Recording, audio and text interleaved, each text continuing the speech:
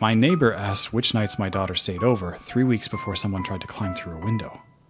Hey guys, today's story is really creepy. If you like it, like and subscribe. Let's get into it. I've replayed that conversation more times than I can count. Not because I should have known, because I answered so easily. The way you answer when you're trying to seem like a normal person and not a divorced dad eating cereal alone in a house that smells like someone else's life. Gavin leaned across the fence that Saturday with his cinnamon gum and his clean beard and said, "You got your little girl on weekends or full time?" "Every other week," I said. "Why?" "Just wondering when the street gets loud. My son's room faces your driveway." I laughed, just to be polite, because that's what you do with your neighbors. You laugh even when the joke's not funny. 3 weeks later, at 2:41 in the morning, I heard a scrape. I'm a light sleeper when Mia's with me. I've been that way since the divorce. A low-grade alertness, like part of my brain decided that if I couldn't hold the marriage together, at least I could hear a window break. I'd fallen asleep on the couch, and the sound pulled me up before I understood what it was. It wasn't a creak, it wasn't the fridge, it was a scrape, then something light tapping the siding. I was moving before my brain caught up. Mia was standing in her doorway in her dinosaur pajamas. She was clutching that ugly stuffed rabbit from kindergarten, and her eyes were the size I'd only seen them once before, the night Dana and I told her we were separating. "Dad," she whispered, "there was a face." That sentence did something to my body I don't have a clean word for. The blinds were crooked, the window screen bent outward from the bottom corner, and 2 muddy smears on the siding were below the sill. The police found shoe impressions in the mulch and 2 parallel ladder marks in the flower bed. A ladder. Brought from somewhere, set up carefully. This wasn't impulse. Officer Ramirez crouched to Mia's level. "What did you see?" "Only part," she said. "A forehead and 1 eye." "Anything else?" She thought hard. "He moved slow, like he didn't want the ladder to make any noise." Slow. That one word kept me up the rest of the night.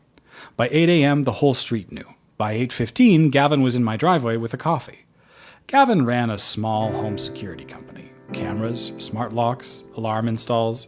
Mid-40s, fit, the kind of guy who remembered birthdays and organized the block barbecue and made you feel like every problem had already been located and competent hands were on it. He wore his expertise the way that some men wear a good watch, effortlessly, like it had always been his. That morning he handed me a coffee and looked appropriately grave, and I was grateful. He set up a neighborhood group chat, knocked on doors, offered camera packages at cost to families with kids, stood in my kitchen pointing at my back door. "This frame would take 4 seconds to force." "How is that supposed to make me feel better, Gavin?" "Prepared," he said, and smiled. Genuinely, I think. Or well enough that I still can't tell. He was good at this. Not performing good, actually good. The kind of person who makes you feel briefly certain the world contains more competence than cruelty. Then the incidents kept coming. Miss Alvarez found her basement window sliced open. The Donaldson's SUV got rummaged. Rosa, the ER nurse at the end of the block, came home from a night shift to muddy prints in her kitchen. Nothing major was taken each time. The cash was still there, and the jewelry was untouched. It was like someone wanted the fear more than the stuff. Security signs appeared in yards up and down the street. His signs. Every group chat message started with, "Just a reminder," and "Stay safe, folks." It was Thursday dinner. Boxed mac and cheese, and Mia was chewing a pencil over her homework. "Dad?" "Yeah?" "That man smelled the same." I turned off the burner. "What man?" "The one at my window," she frowned. "Like spicy gum and metal. Like your tools, but more." "Like a garage?" Her face lit up. "Yeah, garage and driveway." I put her to bed without saying anything. Then I sat at the kitchen table and stared at the wall. Gavin chewed cinnamon gum. Strong enough to smell it when he talked. His truck smelled like hot rubber and wire cleaner and whatever chemical lives permanently in a van full of electrical equipment. But Gavin also carried Miss Alvarez's groceries without being asked. He remembered that Rosa didn't eat red meat. He had a teenage son who helped with the recycling bins. I was a recently divorced man eating alone 4 nights a week, furious and frightened and looking for someone to blame. Confirmation bias exists. I knew that. I started keeping notes anyway. Date, time, incident, who knew what and when. Every house that got hit had recently posted travel plans or work schedules in the group chat that he'd created. And Gavin had either visited in the past month for some legitimate reason or spoken in detail about their specific security weaknesses. Every time. Not most times, every time. Kyle showed up on a Sunday with a box of motion sensor lights. He was Gavin's kid. 17.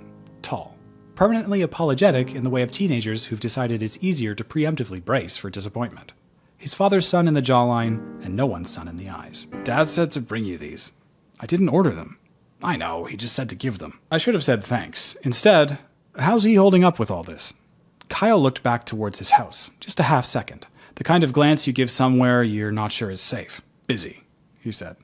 Something about that word, busy, where another kid would have said fine or stressed or he's okay. Kyle, you doing all right? The fastest fake smile I've ever seen. Yep. Then he left. That night, I dug out an old trail camera from a camping trip that never happened and mounted it behind the downspout in my side yard, angled towards the path under Mia's window.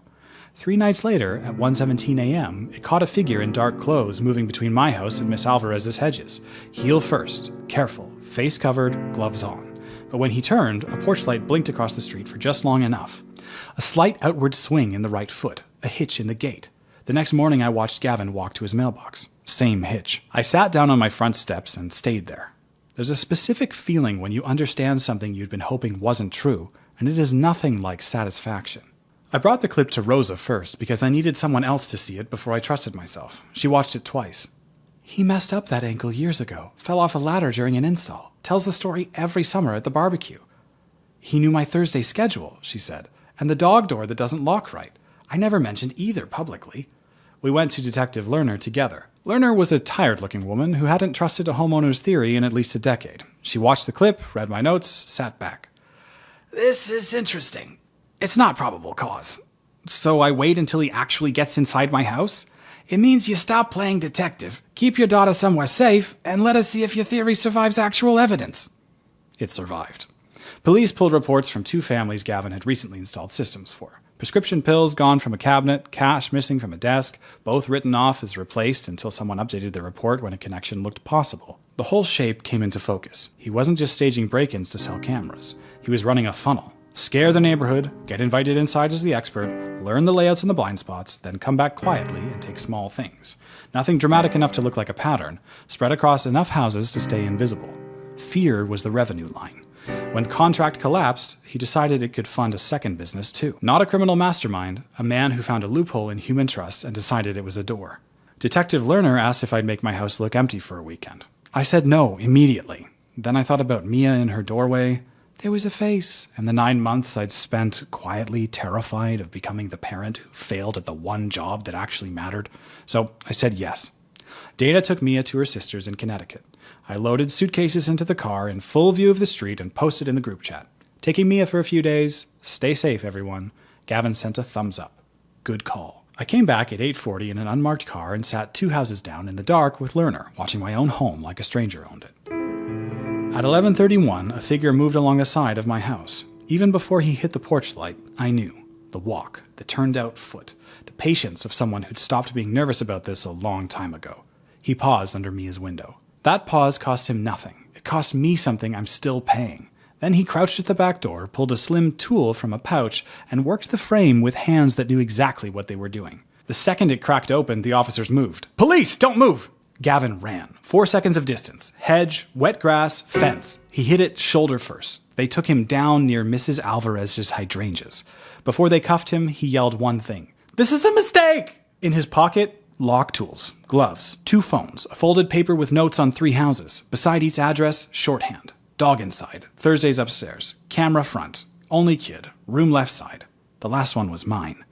Detective Lerner told me the rest carefully because Mia was in the next room. He had preferred children's windows, 2nd floor, facing side yards, because they produced the largest emotional reaction with the least chance of confrontation. Parents would panic, rearrange their lives, and buy cameras.